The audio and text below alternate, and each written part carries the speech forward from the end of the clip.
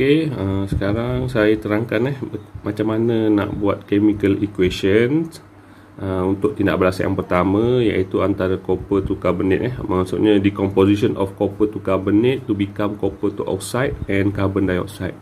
Jadi nak buat chemical equation, yang pertama sekali kita kenal pastilah bahan ataupun hasil yang terlibat, sama ada dia ionic compound ataupun dia molekul ataupun dia atom. Jadi kat sini kita dapat lihat, so copper to carbonate kena faham copper to carbonate adalah ionic compounds. Okey, the ionic compounds, manakala copper to oxide pun dianggap sebagai ionic compounds. Okey, and carbon dioxide is molecule. Okey, so sekarang ni kenapa kita kena classify dia ikut compound, supaya kita tahulah. Sebab kita belajar kalau for example ionic compound dia melibatkan ion-ion positif dan juga ion negatif. That's why kita kena ingatlah apakah ion-ion positif ataupun ion-ion negatif yang terlibat. Jadi kalau kita nampak copper to carbonate, of course lah kita kena ingat copper to carbonate, copper 2. Jadi copper 2 ni kita nampak kat sini dah bagi hint lah sebenarnya. Dia adalah melibatkan Cu2+. Okay. Dan carbonate kena hafal lah CO3 2-. Jadi sebenarnya kita kena hafal ion positif dengan ion negatif. Okay. Kemudian kita kat sini ada copper to oxide. Okay, sama juga Cu2+. Oxide maksudnya O2-. Okay, untuk yang carbon dioxide, because dia molekul, that's why molekul tak banyak. So kita kena terus ingatlah formula molekul. For example, carbon dioxide CO2 lah. Okay, so sekarang ni macam mana kita nak membentuk formula ionic compound tu. So bila dah kenal pasti ion, okay, tengok ni ada charge dia kan, 2- dengan 2+. Penting tu, ni saya ajar basic dulu. Jadi kita tarik nilai charge dia, sini 2, sini 2, kita boleh simplify 1, 1. Jadi kita boleh tahu kat sini copper ada berapa? Copper ada 1, jadi Cu. Macam tu. Okey, carbonate. Carbonate ada berapa kat sini? Ada 1 Ingat, tadi ni adalah ion charge dia. Jadi carbonate ada 1, so CO3. So sekarang secara automatically kita dah buat dah kita dah buat dia punya formula molekul untuk copper carbonate. Formula ionic compound ni lah CuCO3. So nak mana lah? Okey. Nampak? Okey. Copper to oxide dah tahu ion yang terlibat ialah copper to ion dan juga O2-. So macam biasa tarik nilai charge dia sahaja. Kalau boleh simplify. So kita akan dapat 1 ni sebelah 1. So formula untuk copper oxide CuO. Macam itulah. Nampak? Kita bukan nak hafal dia punya ionic compound, tapi kita menghafal dia punya ion-ion positif dan negatif. Itu yang paling penting lah. So campur dengan CO2. Okey, sekarang kita tengok sini bahan. Okey, formula dah betul. Hasil formula yang pertama dah betul, CO. Carbon dioxide formula dia pun dah betul. Okey, sekarang ialah tugasan kita kena balance, seimbangkan. Okey, nak seimbangkan kena pastikan, kena tahulah dia punya partition dia. Okey, ini bahagian bahan, ini bahagian hasil. Jadi kena tengok, kita mulakan dari sebelah kiri sekali. Cara nak balance kita mula dari sebelah kiri sekali, iaitu tengok copper. So copper kat sini nampak atom dia hanya 1 je. Okay, ada lagi tak copper kat sini? Tak ada So tengok copper kat sebelah kanan pula. Sini pun 1. Okey, 1, 1. Balance dah. Bila dah balance, baru kita gerak kepada atom yang kedua, iaitu carbon. Carbon kat sini ada 1. Okey, ada lagi tak carbon? Tak ada So sini, di sini ada 1. So dah balance 1, 1. O sini ada 3. Okey, O sini ada 3. O sini ada berapa? Tengok sini ada 1. Okay, sini adalah 2. Jadi 1 campur 2, 3. So automatically chemical equation ini dah pun balance secara automatik. Okay, 1 markah. Sekarang kita tengok pula word equation yang kedua. So kita tengok sini dia melibatkan amonia, hydrogen chloride dan juga ammonium chloride. Okay, so kat sini kita nampaklah amonia. Okay, amonia adalah molekul. So sama juga, kalau molekul better kita terus kena ingatlah, sebab molekul formula tak banyak. Basically, for example, carbon dioxide CO2, water H2O, okay, ammonia NH3, dan yang lain tu kebanyakan dalam bentuk gas. Contohnya H2, hydrogen gas, oxygen gas, nitrogen gas. Tak ada masalah lah. Okay, So kat sebelah sini kita tengok hydrogen chloride pun adalah gas. Okey, jadi kita boleh tuliskan, dia boleh juga dianggap sebagai molekul walaupun kita nampak dalam kes ni dia ada H plus dengan Cl minus. Okey, sebab hydrogen chloride ni kalau kita larutkan dalam air dia akan menghasilkan hydrochloric acid lah. Okey, sebelah ni kita nampak ammonium chloride. Okey, ammonium chloride, yes, this is ionic ionic compounds. Okey, so kita nampak kat sini ammonia, so better terus ingat dia punya molekul dia, formula dia lah NH3. Ni dalam syllabus kita lah. Hydrogen chloride HCl. Kita kena biasa. Kena biasa dengan formula-formula ni. Dan ammonium chloride, okay, for ammonium chloride adalah melibatkan 2 ion. So this means ion ammonium NH4+, please remember, and chloride Cl minus. Okay, so this is plus minus, so kita silangkan 1 nisbah 1 dah. Dan kat sini kita nampak sepatutnya formula ionic compound bagi ammonium chloride adalah NH4, sebab 1 tak tulis, tak nak buat apa-apa. Cl ni 1, so dekatkanlah Cl. Okey, sekarang kita dah tahu formula ionic compound untuk ammonium chloride adalah NH4Cl. Kita pun dah tahu formula hydrogen chloride HCl, dan kita pun dah tahu formula ammonia NH3 ni kena tahulah sebab ni adalah molekul tak banyak. Jadi tindakan berikutnya lah kita buat chemical equation. Okey, bahan NH3, okey, plus HCl become ammonium chloride. Okey, jangan gembira dulu, kita kena check dia dah balance ataupun belum. So macam biasa buat dua partition lah supaya kita kalau basically kita kalau dah expert tak ada masalah, boleh nampak kan bahagian bahan dengan bahagian hasil. Okey, so macam tadi kita tengok daripada sebelah kiri. Okay, kita bergerak pada sebelah kiri, nampak nitrogen atom, ada lagi tak nitrogen? Tak ada kan? So maksudnya ada satu nitrogen atom. So settlekan dulu. Okey, sebelah kanan ada satu juga. Okey, settle. Okey, move to the next atom. So kita nampak hidrogen 3. Ingat kat sini ada lagi satu hidrogen. So maksudnya kat sini ada 3, sini ada 1. So totally hidrogen ada 4. Jadi kat sini hidrogen ada berapa? Okey, pun dah 4. Okey, selesai. Cl. Okey, now we move to hydrogen settle. So next atom chlorine. So 1 chlorine atoms, and at the product also have 1 chlorine atom. So dah balance. So automatically balance satu markah. Kita tengok, kita sambung balik untuk word equation yang ketiga. Kita dapat lihat lead to nitrate, potassium iodide, lead to iodide, dan juga potassium nitrate. Okey, so kalau kita nampak kat sini semuanya melibatkan ionic compounds. Maksudnya ni ionic. Kenapa saya kata ionic? Because kita boleh nampaklah dia melibatkan ion positif dan negatif. Okey, macam biasa keluarkan balik semula. Kalau kita dah expert, kita boleh tahu automatically formula molekul, formula ionic compound ni semua. Tapi kalau kita masih belajar, kita kena ingatlah ion-ion yang terlibat. Lead to maksudnya dia bagi hint Pb 2+. Okey, nitrate NO3 minus. Keluarkan ion ni dulu. Potassium iodide, okey, K plus I minus. Okey, lead to iodide Bb 2 plus I minus. Keluarkan semua satu persatu. Nampak tak?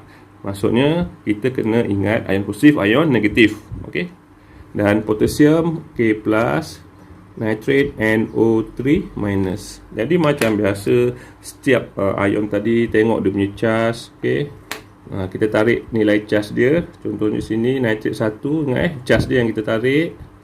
Sini 2. Okey, sini nampak 1, 1. So kita standby dulu lah, 1, 1. Macam tu. Sini 2, sini 1. Masuk sini, tarik ke sebelah kiri dari 1, silangkan dia 2. Okey, sini 1, 1, sini 1, sini 1. Okey, lepas tu baru kita bentukkan punya formula ionic compound dia. Jadi kat sini Pb ada berapa? Okey, Pb ada 1 so tak payah tulis apa-apa. Okey, tengok kat sini nitrate NO3 ada 2. Okey, disebabkan nitrate ion ni melibatkan 2 atom yang berlainan, kita boleh nampak huruf besar dua-dua, jadi N dengan O. So bila dia lebih daripada 1, yang ini contohnya 2, kita kena kurungkan dia. So kita buat dulu NO3. Okey, sebab ada 2 kan. Kita tak boleh tulis 2 kat sini. Kita kena buat kurungan, okey, bracket 2. Baru betul. Okey, KI 1 tak ada masalah. Ini formula potassium iodide. PB, okey, PB berapa? 1. I ada berapa? 2. So I 2. Okey, PB I 2. Okey, K dengan nitrat 1 dan sebab 1, KNO3 lah. Okey, nampak? Tu asas dia. So, buatlah dia punya chemical equation.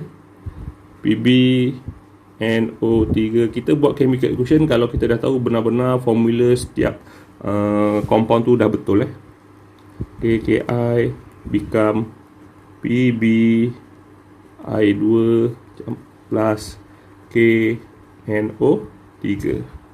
Okay, so kita dah nampak sini. Ni chemical equation dia. Okay, sekarang ni tugasan kedua ialah balancekan. Okay, so kalau kita nampak kat sini, macam biasa, basically kita tengoklah dua partition. Sebelah kiri kita mulakan dengan PB dulu. Okay, PB ada 1. Okay, ada lagi PB tak? Tak ada kan? Okay, tengok sebelah kanan. Oh, sini PB ada 1. Okay, PB dah balance. Okay, nitrate ni. Okay, nitrate kalau kita nampak, kalau nak go through satu-satu atom pun boleh. Kalau nak teruskan gabung pun boleh. Tapi sebagai basically, saya tunjuk yang 1 dululah supaya nampak jelas. Okay, N kat sini dalam kurungan 1. Tapi di luar kurungan ada 2. Maksudnya N ni ada 2 atom lah. Okay, N ada 2. Ada lagi N? Tak ada. Okay, N kat sini ada berapa? Okay, you nampak kat sini N kat sini 1. Jadi kita akan sedaya upaya untuk balancekan N kat sini dengan menambah coefficient number huruf besar, nombor di depan dia punya formula molekulnya. Contohnya letak 2 sini. Jangan letak 2 kat bawah, jangan.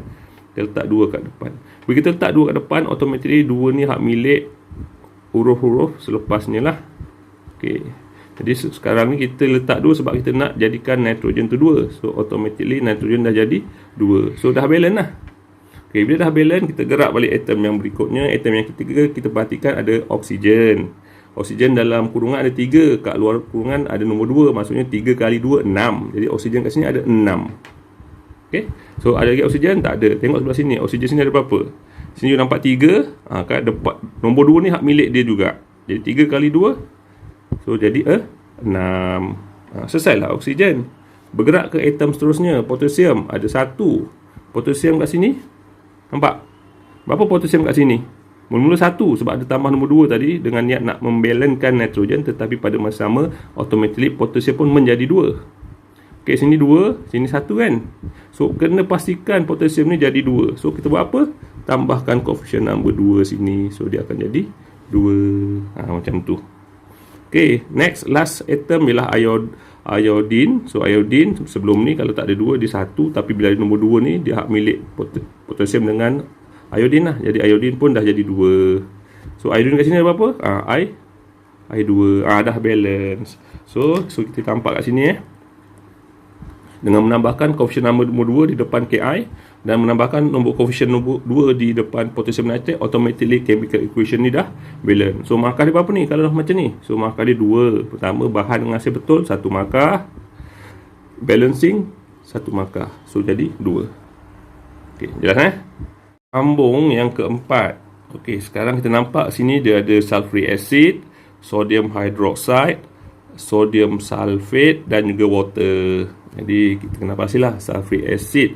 Ni ionic lah Ada melibatkan ion ni. Okey, kemudian sodium hydroxide. Ni ion, ada ionic lah. Sodium sulfate, ionic, ada ion positif negatif. Water is molecule. Okey, so macam biasa. Okey, sulfuric acid ni kalau ikutkan kita memang kena ingatlah formula, sebab acid ni ada 3 je pun yang famous, iaitu hydrochloric acid, sulfuric acid, okey, dan juga hydrochloric acid. Jadi kalau sulfuric acid ni kita refer apa yang kita faham, dia punya formula lah H2SO4. Macam tu. Okey, kemudian kita nampak kat sini sodium hydroxide, dia melibatkan Na+, OH-. Kena tahu, memang kena tahu ion apa yang terlibat untuk compound ionik tersebut. Okey, sodium sulfate kena faham lah, Na+, SO4, 2 minus, water of course lah, H2O. Okey, macam tu. Jadi sekarang ni kita boleh lihat settlekan dulu yang ionic compound Jadi macam biasa saya tunjukkan satu-satu sini. Okey, ambil charge dia 2 1 molekul. Okey, settle lah. Jadi formula compound untuk sodium hydroxide kita nampak Na1OH1. Itu formula dia. Sodium sulfate. Okey, sodium ada 2 jadi Na2. Perlu tak nak kurung? Tak perlu. Sebab apa? Sebab dia hanya melibatkan satu atom sahaja. So buat Na2. SO4 ada berapa? SO4 ada 1. So SO4. Macam tu. Okey. Okay, bila settle ni, kita mulakanlah terus dengan buat chemical equation dia. Okey, sulfuric acid H2SO4 campur dengan NaOH. Okey, become sodium sulfate plus water. Nampak Okey, sekarang setiap bahan setiap hasil formula memang betul 100%. Okey, so maksudnya kita dah standby satu markah lah. Cuba tengok balance ke tak. Okey, kita check satu-satu. Macam biasa, ada partition. Hidrogen kat sini ada 2, kat sini ada 1. Maksudnya bahagian bahan ada 2, ada 1. Jadi berapa? 2 campur 1, maksudnya ada 3 lah. Okey, sekarang sini 3. Sini hidrogen ada berapa sebelah kanan? Okey, hidrogen ada 2 tau. Sini 3, sini 2. Okey, sekarang 2 dengan 3 kita cuba jadikan kalau boleh yang 2 ni jadi 4. Sebab kalau kita letak sini 1 dia tetap 2. Kalau kita 2 kita 4. Okey, maksudnya kita try and error dulu. Kita try letak equation number 2. Sebab niatnya nak jadikan lebih daripada 3 lah, jadi 4. So kalau kita letak sini 2, maksudnya hidrogen dah 4. Jadi hidrogen kat depan ni tadi 3. So macam mana kita jadikan dia 4? Kalau saya nampak kat sini, kita letak sini coefficient number 2. Sebab 2 maksudnya kat sini jadi 2. Okey, hidrogen dah jadi 4. 4 di depan, 4 di belakang. Itu cara dia. Okey. Alright, so move to the next atom. Sulfur ada 1. Okey, sulfur kat sini pun ada 1. Okey, settle. Next, oksigen ada 4. Okey, sekarang ni ada satu oksigen kan, tapi kat depan ada nombor 2, maksudnya oksigen sini ada 2. 2 campur 4, maksudnya oksigen kat depan atom ni ada 6. Tengok kat sini ada berapa oksigen dia. Okey, sini ada 4. Okey, sini ada 2. 4 campur 2, 6. Okey, dah balance. Okey, now kita boleh nampak dengan menambahkan coefficient number nombor 2 di hadapan NaOH dan juga coefficient number nombor 2 di depan molekul water, automatically chemical reaction ini telah pun balance markah yang kedua. Okey, begitulah seterusnya.